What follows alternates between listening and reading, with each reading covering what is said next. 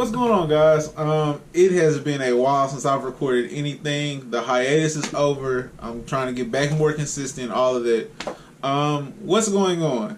I'm Jeff. This is the Young Black Geek channel. For everyone that fits any of those descriptions, which I feel like that fits most of the folks that watch this, and if not, welcome as well. This is a review of The Promised Neverland Chapter 2, and I loved Chapter 1.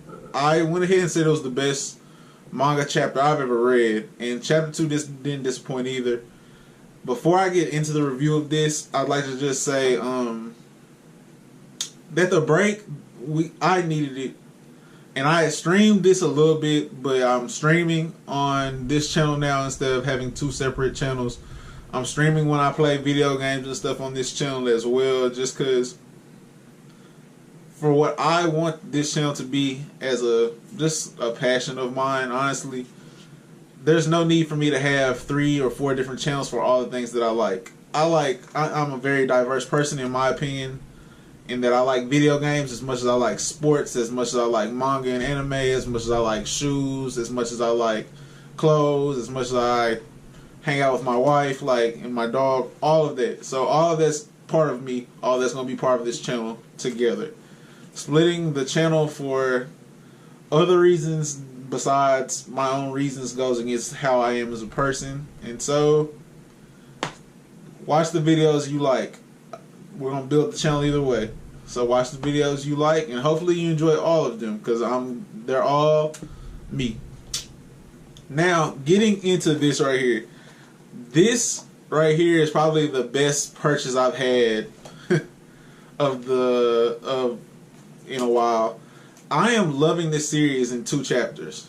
And I've heard that there's an anime coming out soon. I cannot wait to watch it. It's going to be great. But getting into chapter 2, I really like Norman as a character. He's growing on me a lot because of how he's processing the information presented to him. And I'm still getting used to him and Emma and Ray. And I took a break from even when I read chapter 1. Like this review of this is fresh. It'll go up. You guys will see this video Wednesday, maybe even Tuesday, and I'm recording it on Monday. So this is way before I reviewed the first chapter of this. And so just getting back to these characters, I'm enjoying it. But right now, Norman is my favorite character, just because the way he pieced together what their mother has going on, and the situation at hand, and when's the best time for him to get all the kids out, and all of that was just very impressive to me, especially for a kid that they are 11 years old. He shows a lot of positive leadership qualities to me, and that's something that from a kid that young you don't see often. Another thing I'm really enjoying about this series is how different it is from other shonen, where most shonen were shown a goal like, and I hate to keep using this, but I want to be the Pirate King, or I want to be the Wizard King, or I want to be the Hokage, where they're fighting for their life mentally. Like, they're already at this point where escaping is survival, and we're not just taking me, you, and Ray because we know we can get out, or we know we have a plan to get out. They're taking everyone with them. That speaks volumes to me as where this is going. And to take the demons who are farming kids for food, and that's what we're presented. I'm learning that what we're presented with early is not always true. You just have to understand where the red herrings may be. And a red herring I took from this is, while the demons may be harvesting for food, and it's something about how kind Mom is, and how easy she goes about it that throws me off. Where I feel like there's something else there. I feel like either she's being forced into it, or I feel like it's much tougher on her. And it would be. I just know how women connect with kids from afar, of course. No kids yet. But just seeing how women usually connect with kids, I feel it very hard for this role, for her to take this role in these kids' lives, for her to be able to just turn them over for harvesting. Something just throws me off there. And so maybe that I just feel like there's something else going on.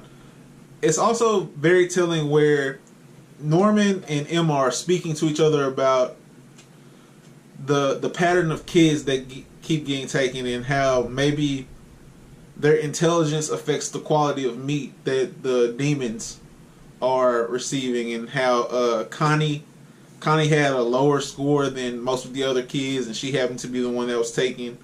And they mentioned 2 other kids who had been taken before her, and they break down the increments. And what makes that interesting is that are they waiting to pull the smarter kids or the more intelligent kids later on to let them develop as a meat quality, or are they letting them stay there to try to fool them for some reason? Like it's just very interesting to see what's going on behind the scenes.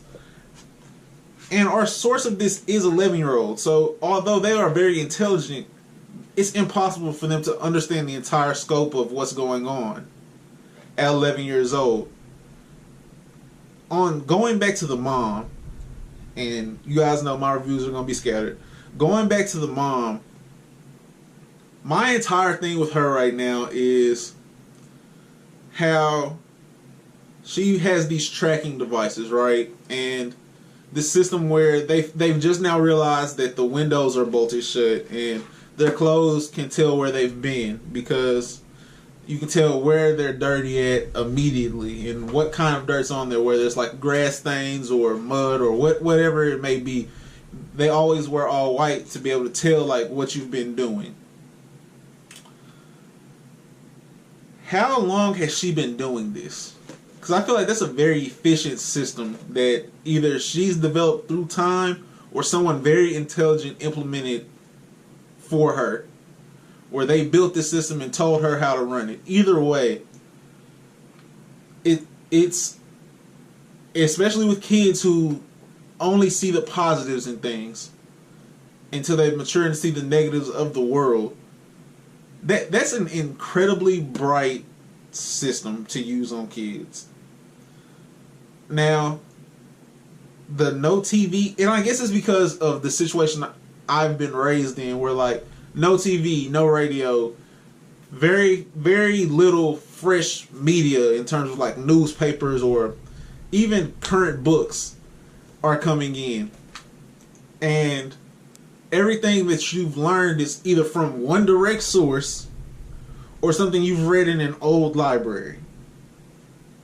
Where it's like, why are we being limited on the information out there? Like, is there not a new way to do this? A new, better way to do this? Or what if we want to watch a movie? There's not a TV at the entire orphanage, but the food quality is amazing. So it's like, I know you guys have funding, and kids aren't thinking of this because they're also raised in this orphanage. So nothing's astray to them, nothing strange to them about that. That's the situation they've always been in. But I love that the pieces are being put together. I'm interested to see Ray's dynamic between Norman and between Norman and Emma and Ray. I want to see what Ray's thought process is with theirs, because he's also just as bright. He's also one of the 3 oldest kids, and he kind of seems like the dark brooding of their character trio, which usually is my favorite character type in shonen, at least so far. So I'm intrigued to see what we're going to get with him, but I don't know, man. This is 2 chapters in a row that I've just really liked of The Promised Neverland, and I didn't think I was going to like it. Like, just reading the cover does not seem like a very dark. This doesn't seem very dark of a shonen story, but so far, like, the dark aspects of it and seeing how characters are working through it early, I've really enjoyed so far. I'm going to give this chapter 5 out of 5 fire emojis. And then my chapter question for this, because I want to get some dialogue back and forth between me and you guys. I want to get your takes on different things. and hopefully you guys are also reading this. I would assume that people who are watching these videos are reading these mangas, or even have checked out the anime when the anime drops for this. But what did you think of Norman's intellect when seeing him piece together not only the situation going on with how the aliens operate, and oh gosh, we can use the wall to escape, because they would never expect orphans to escape, and then the realization of they're not worried about orphans escaping because she has a tracking device on us. And he's pieced all that together within 2 hours, basically. Maybe less. But in one day, he's pieced all of this together throughout the day. What were you guys thinking about his intellect? Because that's really what the most intriguing thing is to me right now.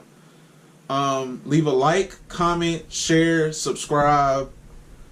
We're back. We're back at it. We're trying to get way more consistent. I'm going to try to get way more consistent with this series.